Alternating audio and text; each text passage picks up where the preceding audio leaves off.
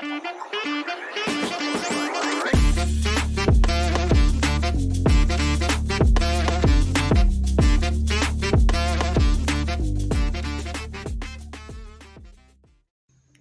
guys, kali ini kita akan membahas tentang materi aplikasi pemikiran kritis dan kreatif pada sebuah seni. Oke guys, kita masuk dalam materi pertama, yakni adanya pendahuluan.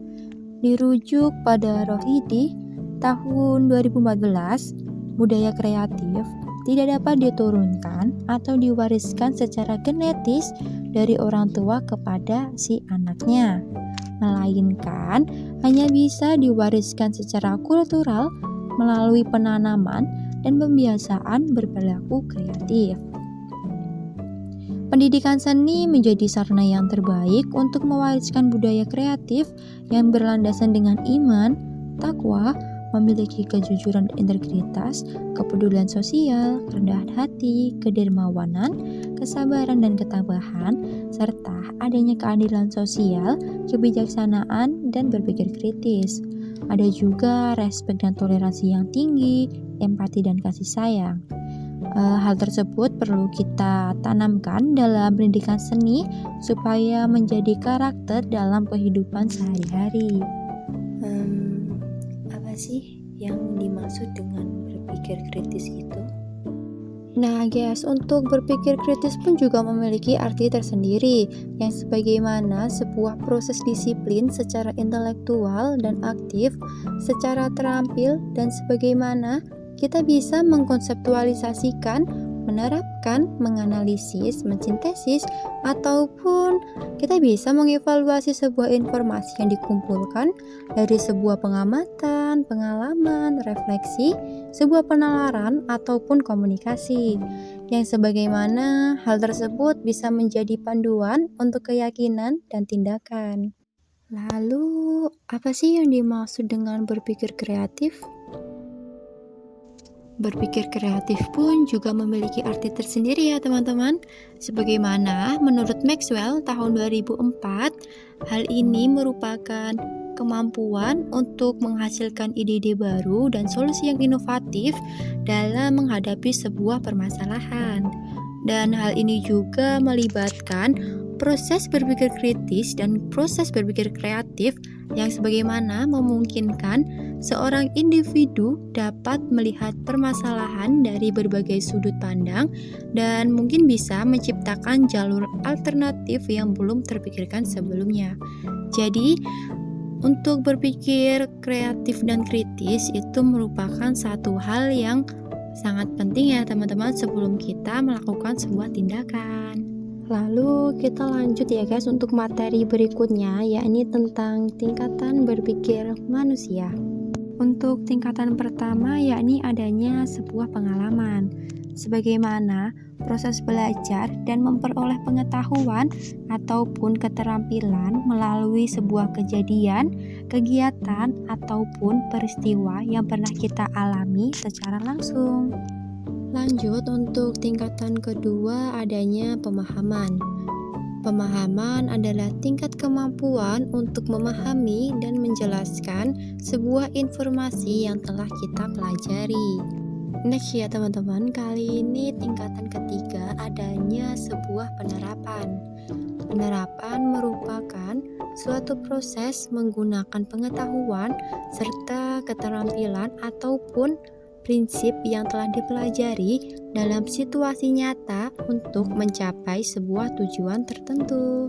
Dan untuk tingkatan yang keempat ini adanya sebuah analisis ya teman-teman, sebagaimana proses pemecahan ataupun penguraian informasi atau konsep menjadi bagian-bagian kecil untuk memahami struktur hubungan dan maknanya.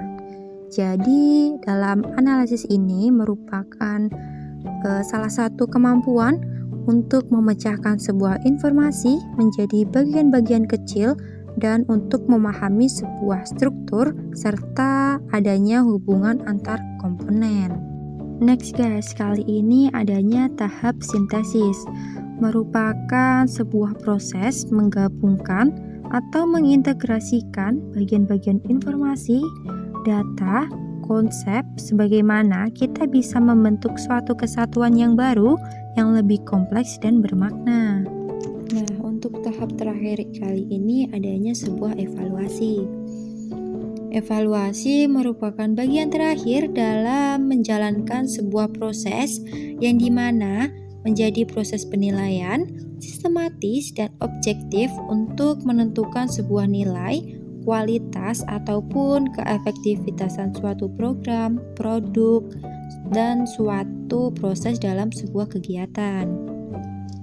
Jadi, evaluasi memiliki beberapa tujuan yang sebagaimana untuk mendapatkan nilai efektivitas, efisiensi, mengidentifikasi kekuatan dan kelemahan, meningkatkan sebuah kualitas dan performa, mengambil sebuah keputusan yang strategis dan membuat sebuah perencanaan. Oke, next materi ya guys. Kali ini kita masuk dalam materi seni sebagai bentuk pemikiran kritis dan kreatif manusia. Salah satu budaya sebagai hasil pemikiran kritis dan kreatif manusia adalah seni yang merupakan salah satu elemen penting dari ekspresi manusia sejak awal peradaban. Orang yang memahat, melukis, bercerita, serta orang yang memainkan musik. Namun di dunia modern, dari berkisar pada bidang STEM atau bisa disebut dengan sains, teknologi, education, dan matematika. Lalu untuk materi berikutnya adalah musik, seni visual, dan tari coba digunakan untuk mengembangkan pemikiran kritis yang mencakup kemampuan, serta kita bisa menggunakan sebuah logika dan penawaran dalam sebuah pemecahan masalah. Istilah di sini mencakup beragam media seperti adanya lukisan, patung, seni grafis, seni dekoratif, menggambar, fotografi, dan instalasi. Selanjutnya, cara pemikiran kritis dan kreatif dalam seni. Individu membutuhkan imajinasi individu untuk melihat koneksi seperti seorang detektif yang mencari pola yang membantu menemukan siapa yang melakukannya. Berpikir kritis mengharuskan individu untuk masuk ke dalam pikiran individu atau pikiran orang lain untuk memahami alasan mereka. Untuk melakukan ini, individu membutuhkan imajinasi. Jadi, seperti seni mencerminkan bagaimana seorang seniman memandang dunia, berpikir kritis membantu individu memahami bagaimana pemikiran atau tindakan seseorang mencerminkan dan mereka melihat dunia. Dan yang terakhir yaitu kita masuk ke dalam kesimpulan, yaitu rutinitas penalaran dapat diterapkan pada seni visual. Instruktur harus mendukung kemampuan siswa untuk melihat hubungan antara konsep, topik, dan karya seni dan untuk mengembangkan dan mengekspresikan pemahamannya. Metode ini dapat digunakan dengan karya seni maupun dengan topik dalam kurikulum yang mengundang penjelasan atau terbuka untuk interpretasi.